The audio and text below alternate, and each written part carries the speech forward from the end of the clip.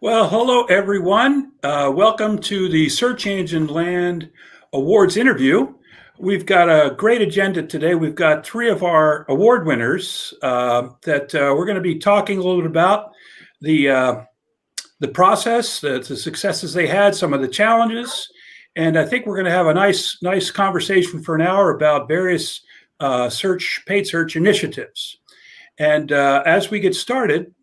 First of all, I should tell you that my name is Matt Van Wagner, and I'm a moderator at a lot of the search engine conferences you've seen. I've written for Search Engine Land, and my job here today is to just kind of get out of the way and let these brilliant tacticians, these brilliant operators, tell you all about their great secrets. And I will also tell you that these awards and this whole program is sponsored by Microsoft, and we're very grateful for their sponsorship. So thanks, Microsoft. All right, so let's go ahead and what I'd like to do is I'd like to kind of start this off by having us go around, introduce ourselves. And so if you will, we'll just say your name, your title, your company. And then once maybe just what it means to have won the award, and then we'll get into, we'll kind of go one by one and talk about the various initiatives that made you top dogs. Okay? How's that sound? So who would like to go first? I can go ahead and go first. There you go. Go ahead, Matt. Why don't you go ahead and take her away? Matt, go for it. You want me to go? I can go. Yep. Kind of give it away. My name's Matt, or Matt Eden. I'm the head of performance media here at Reef Digital Agency. In terms of, I suppose, the award itself, we had a lot of campaigns that were running at the time for, especially during the bushfire crisis. But I think this one kind of stood out as one that just did overwhelmingly well, and it was a huge win in our eyes, I suppose, to win that award. It was really surprising because there were a lot of campaigns going on at the time. So it was a huge positive upswing for the team, especially during lockdown, because we've been, Australia's been pretty, what's the word? Sorry, it's 7 a.m. here, so I'm struggling to get all the words. But it's we've been very aggressive with our lockdown strategy. We put it that way. So it was a great bit of positive news and encouragement for not just myself, but the wider team as a whole to receive the award. So it was a massive positive swing during a really uncertain time. Oh, yeah, and we're going to talk about this project in a little bit. I was just absolutely, it brought a tear to my eye, the things you were able to accomplish. So who wants to go next? Christian? Yeah, I can go ahead. Everyone, my name is Christian. I'm the VP of Paid Media at Ignite Visibility in San Diego, California. So, for my team and representing my team, the paid media team at Ignite, it was a great honor. Winning the B2B search engine marketing award is great. And I know a large portion of our team, we do specialize in the search front. So I support our head of paid media along with our other 25 team members in our team to really hammer home exactly what this initiative that we put together for. So we don't just necessarily run what we did for this particular client only. We pretty much use these key pillars in the search realm for all of our core clients. So I'm super excited to be here. Well, that's terrific, and we're excited. So we're going to be talking about Ignite. We're going to be talking about fires. Brittany, what have you got that's explosive that you want to talk about? So introduce yourself, please.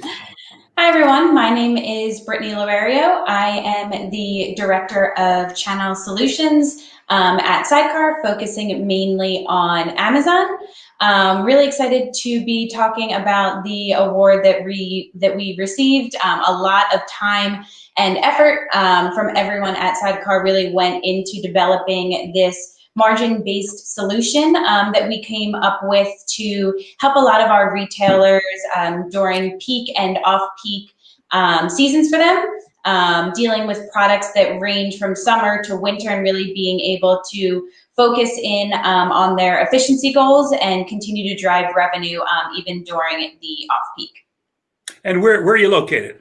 In Philadelphia. Philadelphia. That's near my old stomping grounds. I grew up in Trenton, just across the river. Not too far at all. No, just go over the Trenton Makes, the World Takes bridge, and you're all set. Yeah, exactly. Are you a pork roll or are you a Taylor ham person? Pork roll. Oh, that a way to go. Big debate on one of the world's worst meats. So, hey, listen. First of all, I want to tell you, I've been doing this judging in this particular competition for a couple of years, and the competition this year was stunning. And the fact that you all kind of rose to the top, kudos to you. It was a particularly interesting year. And so what I'd like to do is now I'd like to have you talk about the initiative, the project, whatever it was that you were working on that caught our eye. So set the stage, for example, tell us a little bit about the client, set up what the problem was, the challenge, and then tell us a couple of the decisions you made that really led to your success. So tell us about what the success was. And so we'll go ahead back in the same order, if that's okay. So go ahead, Matt. Tell us about, so Vinny's, they're a not-for-profit or a charity client that we have. We've had them for several years now. And they hit me up. What does that stand for? What does Vinny stand for? Oh, so Vincent de Paul Society. So they kind of approached me. I think it was really late December, so we're getting close to Christmas, and they approached us about running a bushfire appeal campaign. I think it was on a Friday at about 3 or 4 in the afternoon. With bushfire campaigns in particular, because Australia, I think much like California, kind of goes through this cycle of having bushfires. We usually have a build that's like a skeleton build that's ready to go. This one was a bit different because the crisis was that much larger than we've ever had before. So I got that campaign live at about 4 or 5 in the afternoon for them. We tend to run our campaigns using broad match modifier initially, and then just kind of whittle down the list as quickly as we can with negative keywords and running those across just single keyword ad groups. I think I logged into it the next day at 9 a.m. and I think within that period it had raised already about $10,000 to $15,000. We had a $10,000 budget that was due to run until January 11th, but given the amount of traffic, the amount of volume that was coming in, the client quickly increased that because there was just a huge, overwhelming number of donations that were coming in. So it was. It was that was kind of our approach, really, is to use that skeleton build we had and then iterate on that and make it adaptable to the 2019 landscape, which seems so long ago now. So that was kind of how we approached it. Well, tell me a little bit more about some of the challenges you had, because it sounds like this was a really quick, very surprising. What surprised you on this whole thing? I think the big surprise was the number of donations that came in. We were competing. Like, if you go back to the end of last year, there were so many charities, so many news outlets, so many people on social media that were trying to drive donations and drive awareness, particularly for rural Australia. So what surprised me was there was still an enormous volume of users that were coming through in spite of all this competition that was out there.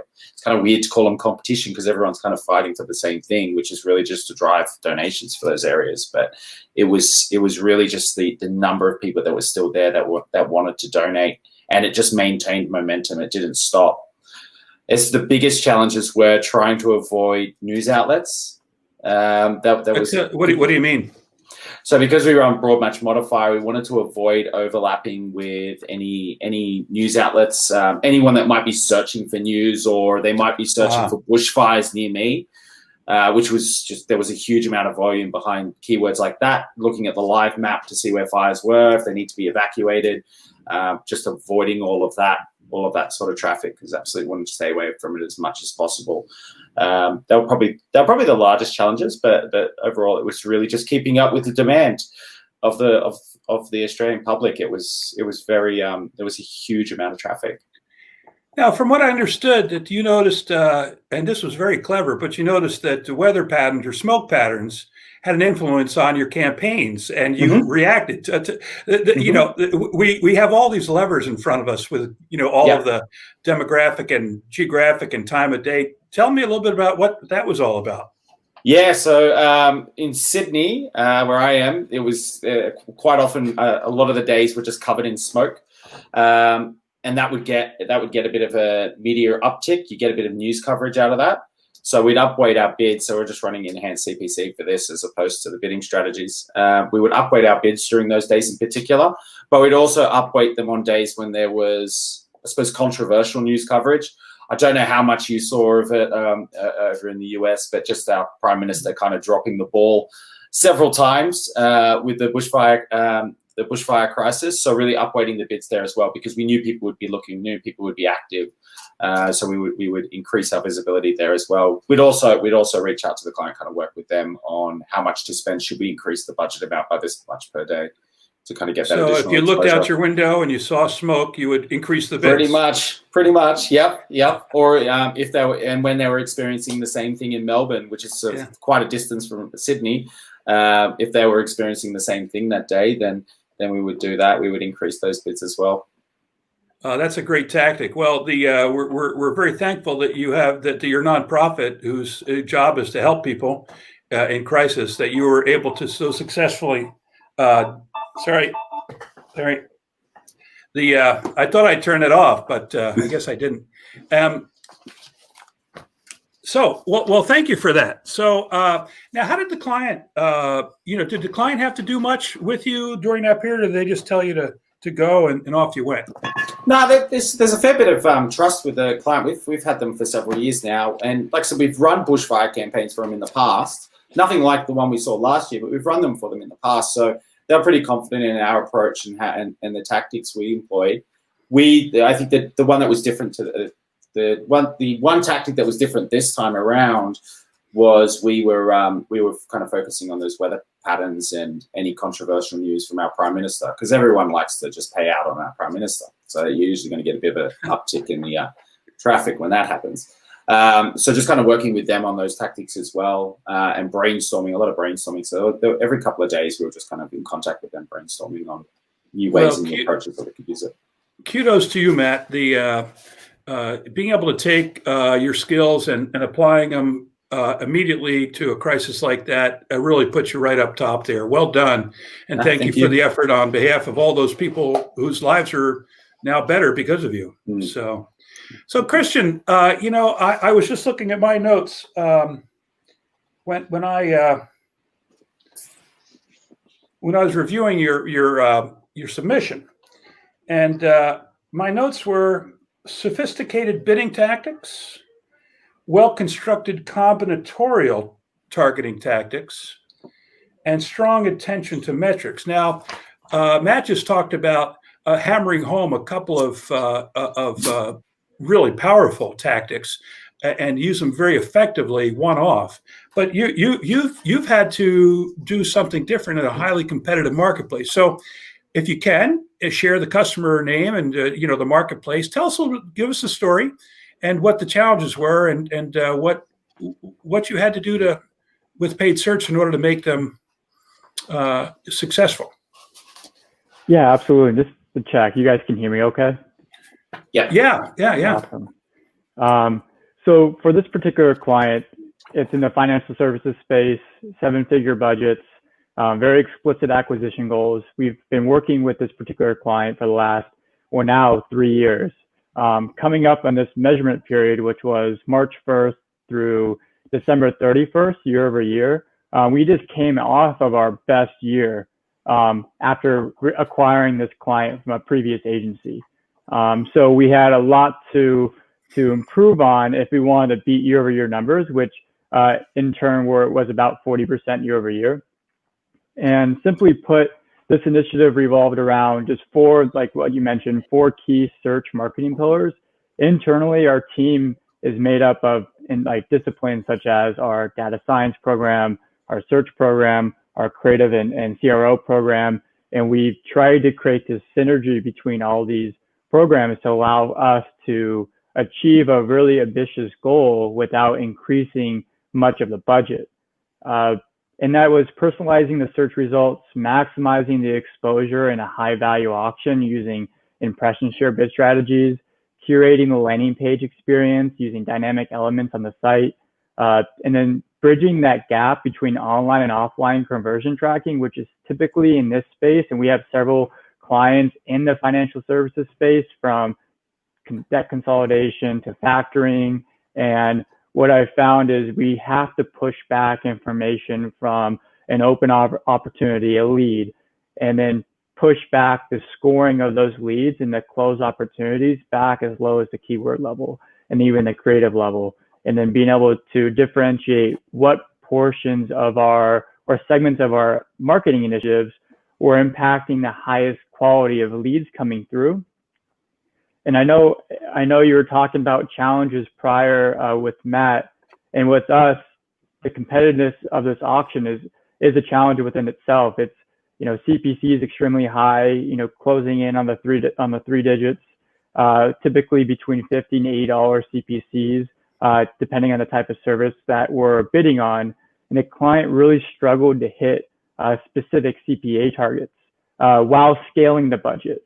Of course, we can scale the budget, but maintaining the CPA that we needed was a difficult challenge. On top of that, fending off competitors within our brand search, insulating against our competitors were a challenge within itself, and making sure that we were always going after the most net new opportunity and not expending our budget in branded search environments to where competition wasn't necessarily as relevant. And then lastly, when it comes to maintaining on-site conversion rate, when you typically scale an enterprise search like this, dealing with budgets in the 7 figures, it's really easy to buy traffic. What's harder to do is buy a ton of traffic and then convert that traffic and maintain that conversion rate. So we had to bring in some resources on the CRO front, which enabled us to overall increase our engagement rate at the ad level. We're able to leverage impression share, bid strategies and analytics to maximize our exposure while keeping costs down. And we were able to maintain our on-site conversion rate while increasing our reach and traffic to our sites by incorporating a really disciplined CRO strategy. Well, let me stop you there for a second. First of all, I'm going to ask if you can move back about 3 to 4 inches. You're getting a little bit of you're getting sort of a little light halo on your face. It's coming right down. Right, it's the sun. There we go. Is that better? Okay. I mean, it's still there. It's lovely. I mean, it's kind of a really cool effect. But well, there was one thing that you mentioned in particular, and I was really curious about this. You're in a first of all, really tough to climb the mountain again when you've already just increased performance 40%. It's sort of like if you could just have saved a couple of that for the new year, you might have had a little easier task. But your job is to do the best every year, come what may.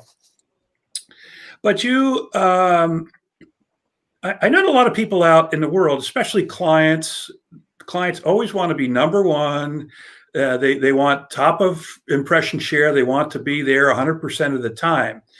It seems as though muscling to the top, can be very expensive. But you found something very interesting. You did a test on impression share.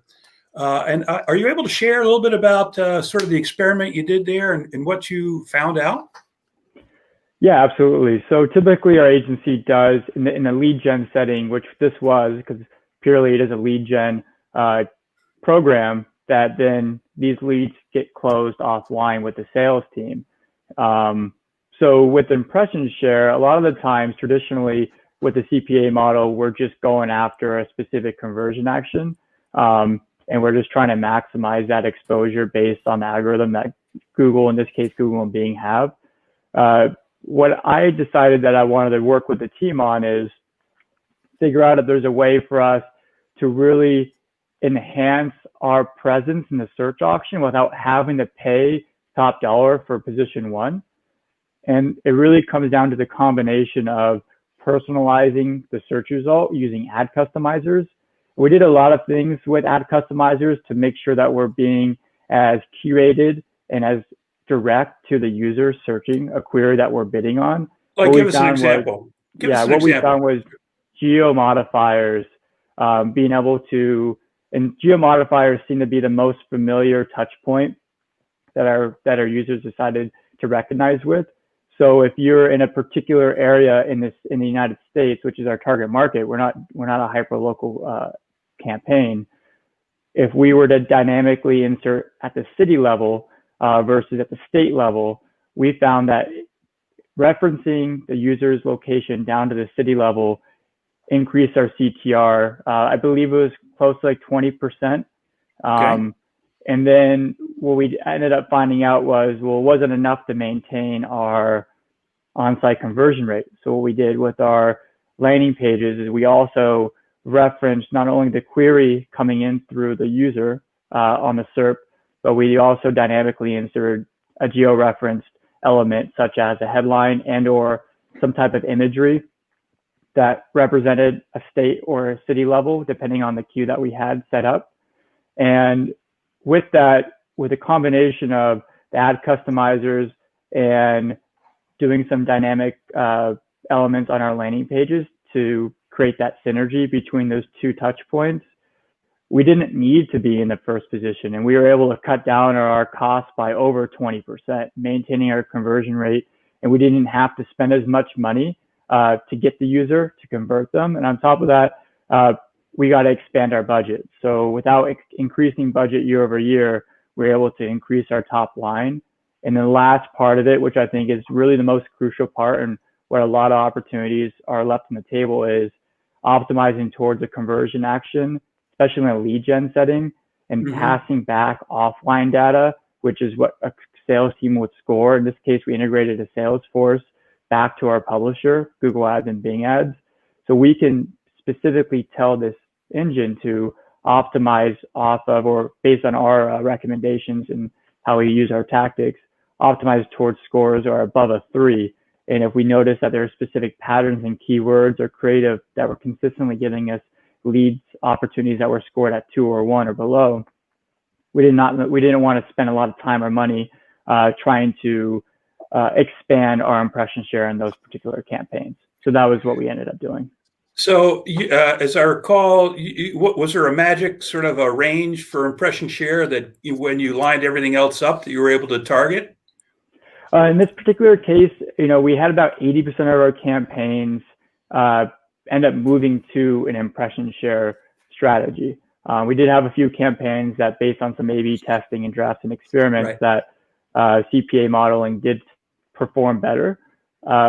And then when it comes to where the sweet spot was in the auction, the way that we set up our campaigns really come down to high value campaigns, mid value campaigns, low value campaigns.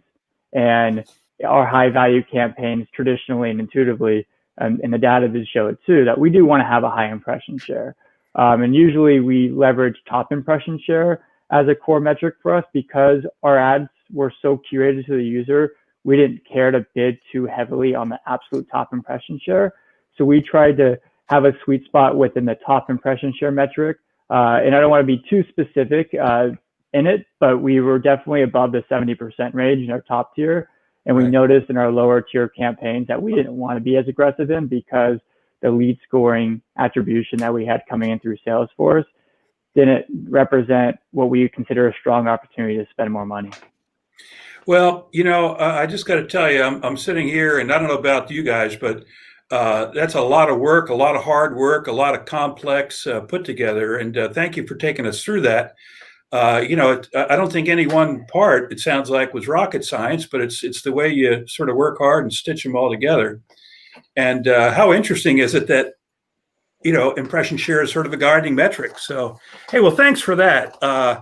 And we'll get back to you with some other, we'll talk about that a little bit more and maybe talk about trends in general. But I really, really want to hear from Miss Philadelphia. Okay, Brittany, you want to tell us what was it? You were working in a retail space, right? Correct. Yep.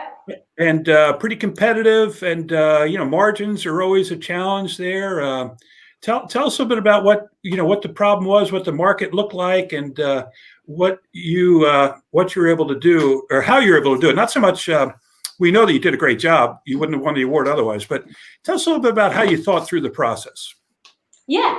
So margins in general, especially on Amazon, play a pretty big role. Amazon charges fees in order just to advertise, to simply advertise. And there's a couple different fulfillment methods that they layer on extra fees. So generally, when advertising on Amazon, margins are slimmer than when advertising on other channels. Interesting. Due to this, a lot of our customers have some issues with advertising and their margins and need to make sure that they're obviously making money on their lower margin products. So one of our customers, specifically Summit Sports, they sell outdoor apparel and equipment ranging from boats to then snow gear and ski equipment. So obviously very seasonal products. Yeah. Not only seasonal, but different seasons. And so they were having a hard time figuring out how to set up their campaigns when some of their products were higher and lower margins, as well as very seasonal. So this is when they turned to us for a solution. And we were able to work with them to work through their different product margins. Started off by looking at brands and product types and actual individual SKUs to see where the different margins lied and how it made sense to break out the campaigns.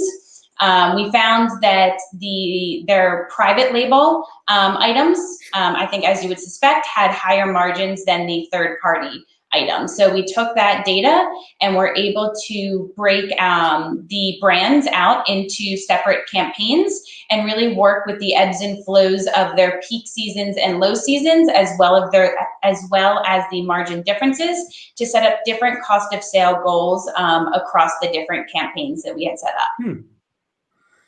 And so, give us an example of what you had to do in order to make that happen. Did you had to feed some sales and margin data into your bidding system, and how was that? Was that easy? Was there a lot of manual connection? What did you do? Yeah, it definitely took a lot of work on our back end internal tools. This is a strategy that we have used previously across some of our Google customers that we saw worked pretty well. It is newer in Amazon just due to the newness of the platform and not having all of the capabilities that Google does. So we worked pretty hard to update our internal technology to be able to ingest the data and therefore make data-driven decisions off of the margin. So we were able to set different cost of sale goals per campaign based off of the margin data because they had differing goals per campaign. And then our technology would look at the data and make bid adjustments according to those cost of sale goals that we had set up. Wow. So what's the best time to buy an XXL ski jacket? Or maybe XXXL. I don't know. By the time this COVID thing is over, I may have another X to my name. Call me Triple X. Well, that's terrific. So, what was the biggest surprise that you had when you did this? Did it happen quickly? Did it take a lot of iteration? There weren't too many surprises given, as I said, we have used this before. I think the biggest surprise was that it worked pretty quickly. A lot of data needs to be ingested in order for our technology to make these decisions off of. But given that we had worked with Summit Sports for a bit of time before we decided to implement this strategy, we had enough data to work off of, and we're able to make some pretty impactful adjustments pretty quickly. We increased their revenue pretty significantly within 2 of their marketplaces, while remaining at their cost of sale goals, which was the main priority. So I'd be curious, and maybe you have some experience with this, maybe you don't, but I'm just curious from a client standpoint. Yeah, they said they had some experience with Google in their marketplace and Amazon. Were they new to Amazon at this point when you took them on? When we took them on, they were fairly new. They did advertise some, but they had more organic traffic. Actually, advertising within Amazon was not a main point for them, given they didn't really have as much expertise in it. They have a very, very large catalog, and they didn't have enough resources on their end to be equipped to fully manage it. So when we took them on, they did have some data, but we really expanded for them. So are there any bad habits that you typically have to take and work with someone that's Google centric when they come on to Amazon? You must have the same conversation over and over again. What are some of the big differences that you have to say, all right, we got to go through this conversation? A lot of the differences are that Google Shopping, Google Paid Search has been around for much longer than Amazon has. So there are a lot more levers that you can pull within Amazon. I know we were previously talking about geo-targeting. That's a huge thing that is done in Google that isn't currently available in Amazon, or device modifiers or day parting, things of that nature that you kind of take for granted in Google that really help expand upon your campaigns is not integrated within Amazon yet.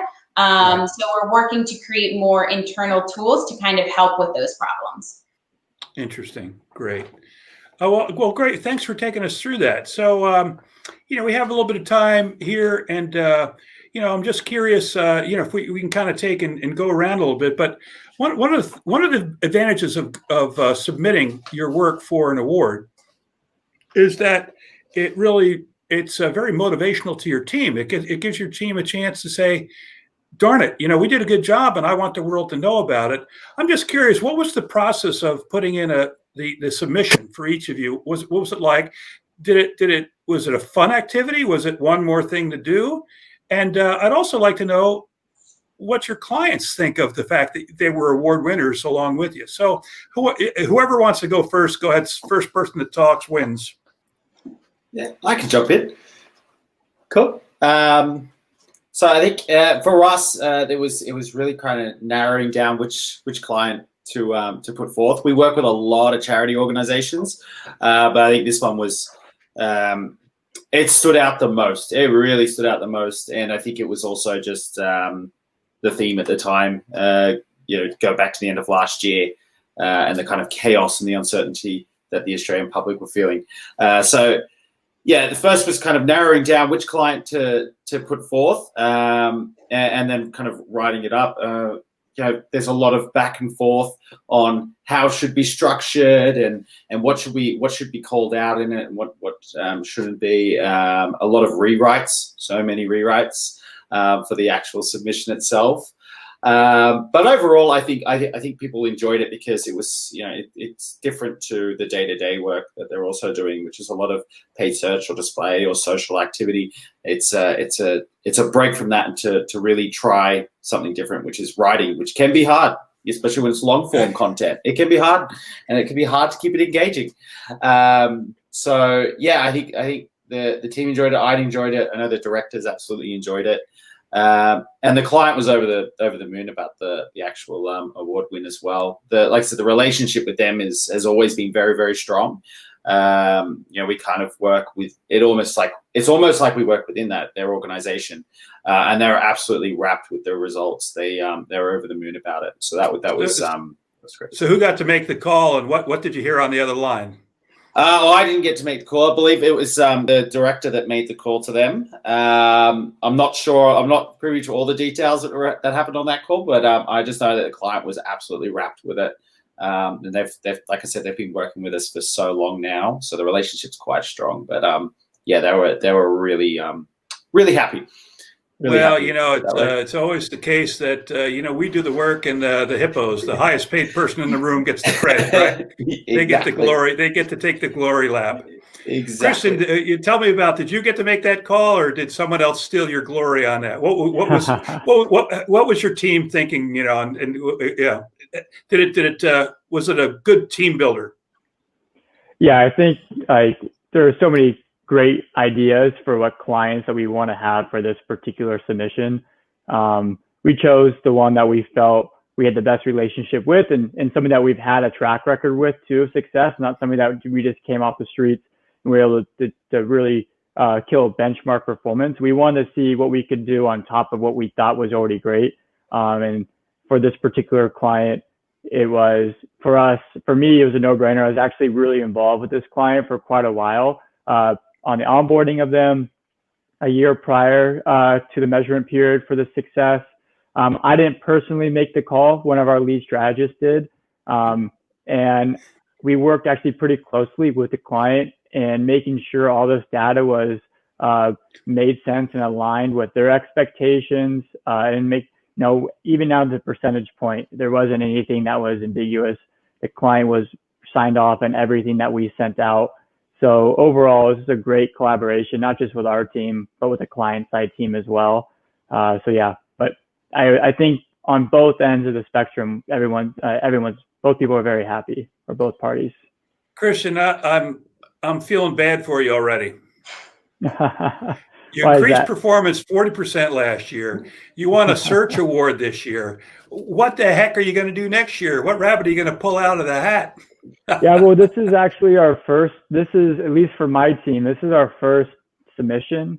So it's cool to kind of be one for one on the award standpoint. But I think we have a few coming down the pipeline that this has really very much encouraged the rest of the team to want to partake in this type of challenge and encourage us to try to be better. So overall, like, to me, I love this stuff. I don't know if you can hear it from my tone of my voice, but I just love kind of trying to break the code. And when you set some time to reflect on what you actually did, actually more things kind of come up that spark ideas that we want to do in the future. So definitely look out for myself and my team to submit some more of these in the future. Well, that's terrific. Well, I wish you good luck. One swing, one hit, good luck. Yeah, Hey, Brittany.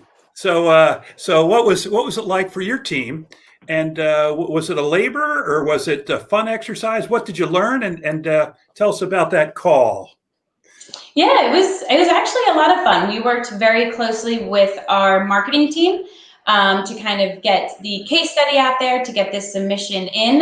Worked really closely with the client as well. Also just kind of getting their sign off, making sure that we were in line with kind of how we felt we did and how we performed. So it was exciting. You don't really look at the numbers and how different it is. I think when you're working kind of in the weeds, it was nice to take a step back and realize that we did create something so impactful and something that is really new within Amazon that a lot of other companies out there aren't currently doing. So it was definitely an exciting exercise from my aspect. As well as the client. It was great to let them know they were actually our first customer that signed on with Amazon with us when we kind of started down this road of advertising in Amazon. So it was great to be able to share this award with them and kind of continue growing with them. Wow, this is like a bunch of phenoms here, a bunch of rookies taking the swings on the awards and with their brand new client. I'm impressed. So did you make the call? I was a part of it. Okay. Was it a Zoom call or was it a phone call? Phone call. Oh, that's great. So, for any of you that are out there listening to this that might have submitted and didn't win this year, I hope that sort of what you hear in their voices were some of the benefits that you also received as your team got together to brag, to take a minute. And Brittany, I think enough can't be said about that point that oftentimes we do things and it's like, all right, great. Now here's the new month, here's the new quarter, here's the new year, here's a new budget. And we never stop and give ourselves a chance to say, job well done, and to really, really put an exclamation point on that. So for all of you that are out there, if you're looking at 2021 for your search engine land words, this is who you're shooting at.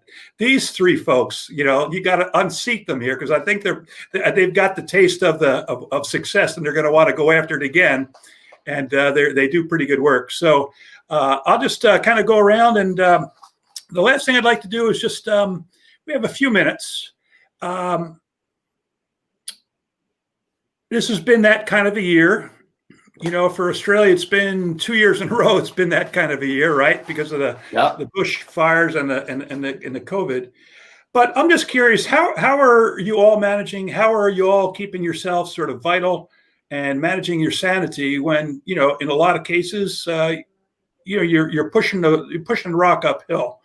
What have you been able to do this year to kind of keep yourself and your clients sort of from panicking? And what do you see in the year ahead? Any interesting developments that you see on the horizon with the search engines or with Amazon that give you hope that there's some really cool stuff coming?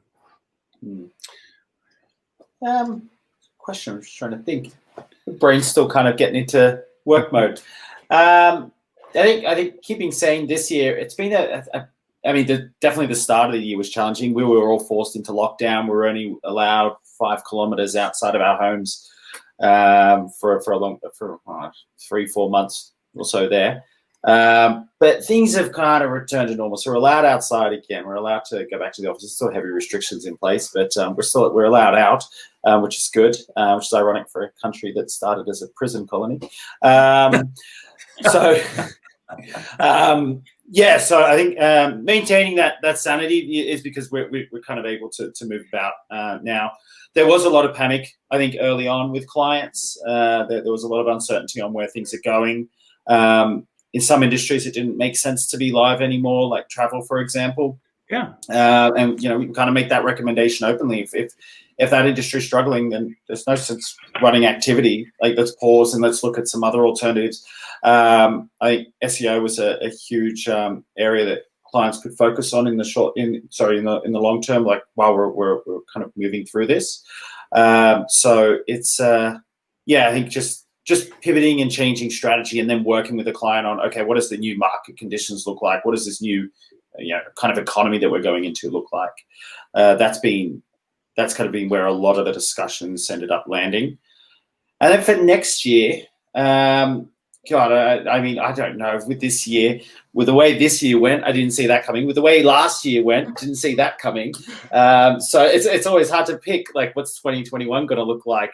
I think there'll be greater investment in PPC channels. I think we've seen that with the massive surge on YouTube, across social media. I think as everyone was forced into lockdown, they found a good opportunity to increase their time on YouTube. Yeah. And social media, for that matter. I think it was up like 40%. So I think we'll see a stronger investment there, but also e-commerce. E-commerce is kind of like really rapidly transforming into a much, much bigger industry. I think I saw a stat. It was like 8 years of growth in 8 months or something like that. That's right, for e-com. Right. I think e-com is going to be massive next year. Good. Yeah, well, good luck.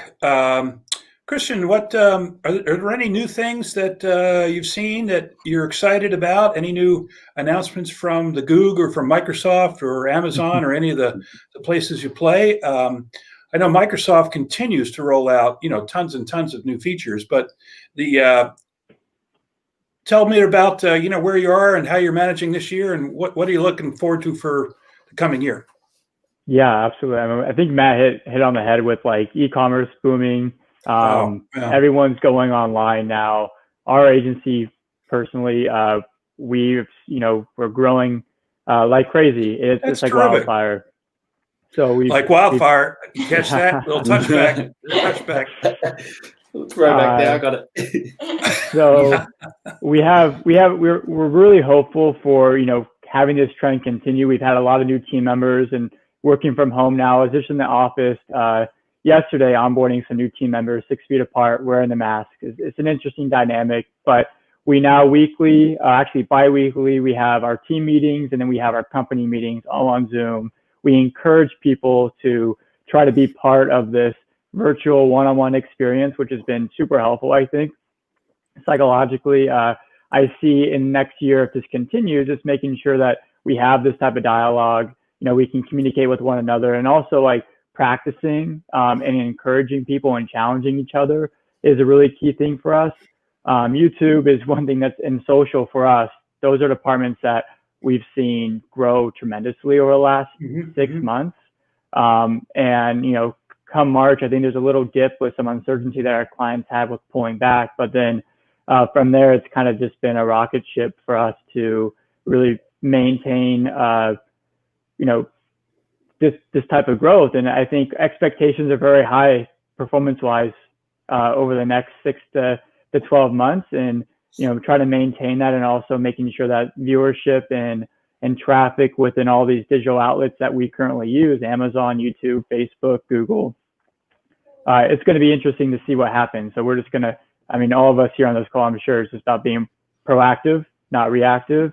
And as far as like Google, and Bing and stuff like that, there's a couple of things that Google have come out with recently that didn't help our search marketing team when it comes to trying to withhold information from us. I don't like it. Nobody likes it. That's typically how we differentiate ourselves. You're talking about search queries. Yeah. So we have things like that. Bing is coming up, but Bing's always a few years behind Google. So they're really just trying to catch up. And then on the Facebook side of things, I think that's something that's really a big opportunity that people don't capitalize always. And it comes down to like the richness of the data that you're collecting.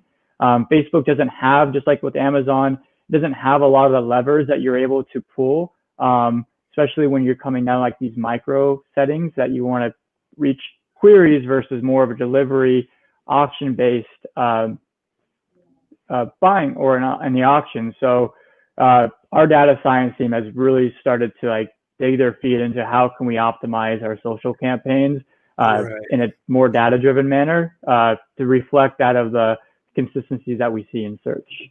Yeah, so you just have to learn to live in a fuzzier world, right? For sure. Yep. Well, good luck.